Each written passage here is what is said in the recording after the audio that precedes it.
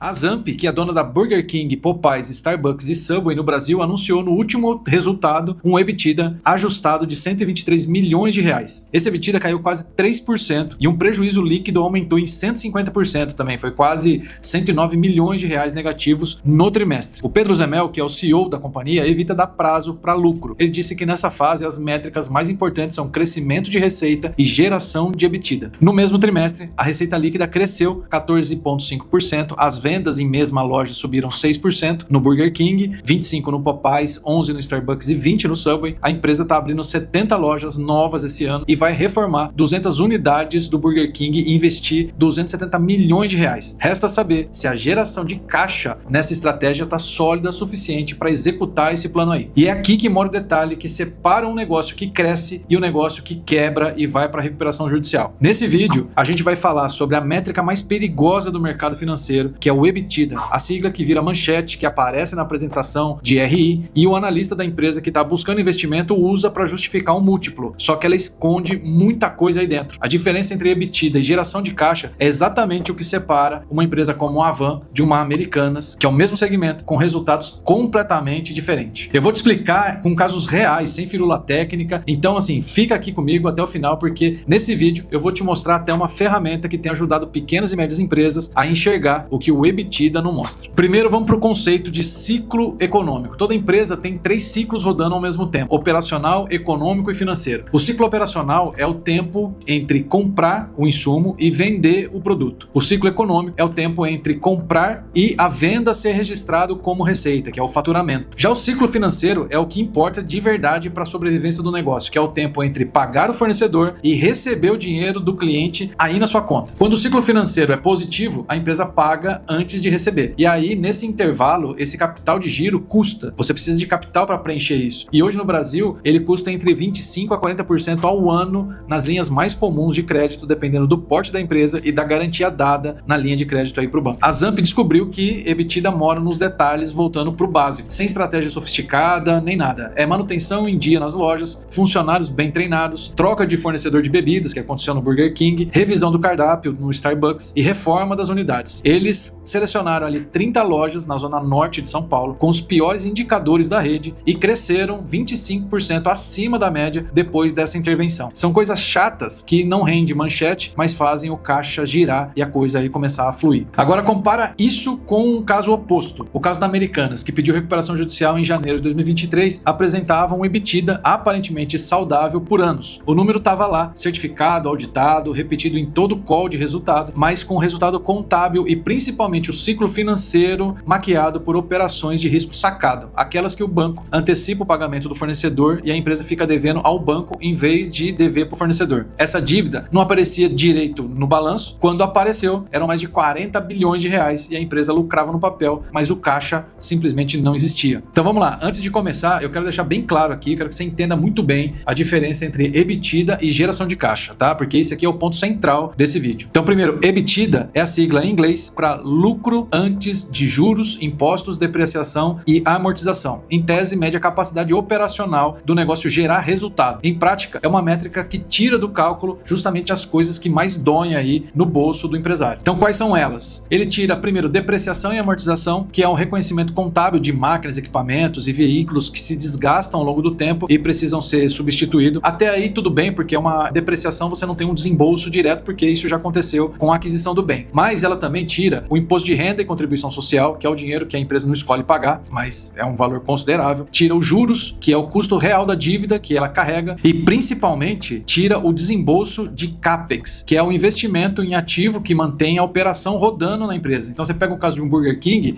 a compra de um forno, dos computadores, dos móveis, nada disso entra no cálculo do EBITDA. Vamos pegar um caso de uma transportadora, todo o investimento que ele tem em caminhões também não entra. Agora, pensa o seguinte, as empresas de software, por exemplo, que gastam para lançar um novo produto, que tem todo o gasto de desenvolvimento, com pessoal, com serviço de terceiro, nada disso entra no EBITDA, mas ele sai do caixa. Afinal de contas, esse povo todo tem que receber e tudo isso está saindo, esse monte de pagamento, ele sai do caixa dia após dia e nada disso, nem o investimento do ativo e nem a depreciação dele entra no EBITDA. E o resultado disso, uma empresa pode ter um EBITDA maravilhoso, crescente, um EBITDA recorde, enquanto na vida real está deixando de pintar a loja, está deixando de trocar um equipamento, modernizar usar um sistema que ainda está rodando com dívida cara para fechar a folha. O EBITDA, ele tá ali aplaudindo e o caixa tá arrebentado. E quando o caixa, ele é drenado por tempo suficiente sem parar, é aí que vem a recuperação judicial, porque você precisa alongar dívida, você precisa dar um jeito de pagar. Acabou o caixa, acabou o oxigênio, recuperação judicial, e aí se você não fizer nada, meu amigo, aí é falência. É por esse motivo que o EBITDA é a métrica preferida de executivo com bônus atrelado a resultado de curto prazo, por exemplo, porque dá para inflar. Você pode mudar o EBITDA muito facilmente. Vou te dar um exemplo aqui. Se você tem uma despesa, ele tá ali, você vai ter um gasto e ele tá como OPEX, que é uma despesa que vai lá pro DRE, ele sai do EBITDA. Se eu reclassificar essa despesa como investimento que vai lá pro ativo como CAPEX, pronto, eu resolvi o EBITDA da noite pro dia, o meu EBITDA ficou bonito, mas você percebe? Eu continuo tendo que pagar aquele investimento ou aquela despesa, porque é um fornecedor, é um terceiro, é um gasto de pessoal, mas eu simplesmente mudando a classificação, eu melhoro o EBITDA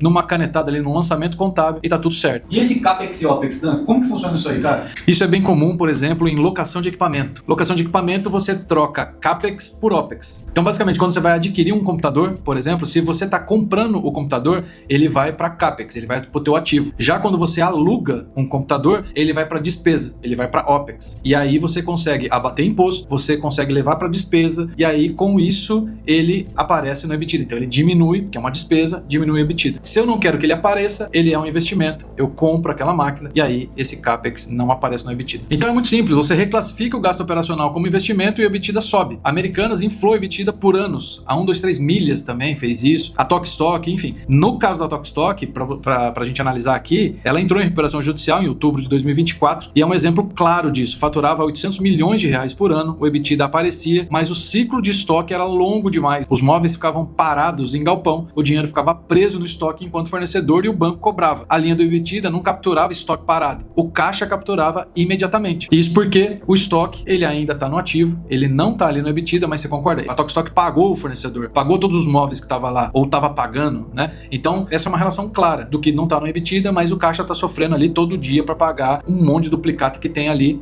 independente se o EBITDA está positivo ou não. Aliás, é aqui que é um ponto que eu preciso falar com você, que provavelmente é dono ou gestor de uma pequena ou média empresa. Você não controla a Selic, você não controla o spread bancário, nem se o seu cliente vai atrasar o pagamento aí para você, mas você consegue controlar aquilo que você mede, aquilo que você vê. E se você olha o resultado do contador só lá no dia 10 do mês seguinte, com EBITDA maravilhoso, você está dirigindo olhando para o retrovisor. E é por isso que eu recomendo fortemente um modelo de fluxo de caixa que nós temos na plataforma da Octalink, que é um sistema integrado de RP e CRM desenhado para quem precisa enxergar caixa, o ciclo financeiro, o pipeline comercial no mesmo painel em tempo real. Não é planilha, não é relatório que chega atrasado, não. É a operação rodando no painel com os recebíveis, pagamentos, todo o aging list dos contratos, funil de venda, conversando tudo em tempo real. Contabilidade, controladoria, fiscal e financeiro. Então, sem sombra de dúvidas, se a tua empresa está indo bem aí, ela está passando de 2 milhões, 3 milhões de faturamento por ano, é sem dúvida nenhuma a ferramenta mais completa que existe no mercado brasileiro hoje. O link está na descrição, vai lá, pede uma demonstração gratuita agora mesmo e depois coloca nos comentários aqui e me agradece depois. Então, voltando pro vídeo, a pergunta que importa é prática. Como que você sabe se a sua empresa está no caminho da Zamp, que agora está mostrando um crescimento de receita, EBITDA crescente, esperamos que o caixa esteja sólido o suficiente também para acompanhar todo esse crescimento, ou você está no caminho de uma Tokstok da vida ou Americanas? Tem 3 indicadores que eu pediria para você olhar essa semana e nenhum deles é o EBITDA. O primeiro é o prazo médio de recebimento. Quantos dias, em média, entre emitir a nota fiscal e o dinheiro entrar na sua conta? Se você não sabe esse número, esse é o primeiro problema aí que você tem que correr atrás. Segundo é o prazo médio de pagamento ao fornecedor. Se você paga em 15 e recebe em 60, você tem 45 dias de buraco que alguém precisa financiar. E esse alguém cobra 30% ao ano em média. E o terceiro é o giro de estoque. Quantos dias o produto fica parado entre entrar no galpão e sair vendido? Estoque parado é dinheiro preso. E o dinheiro preso com Selic a 14,5 é dinheiro queimando que você poderia estar usando aí no teu negócio. Então, pessoal, é o arroz com feijão bem feito, operação no detalhe,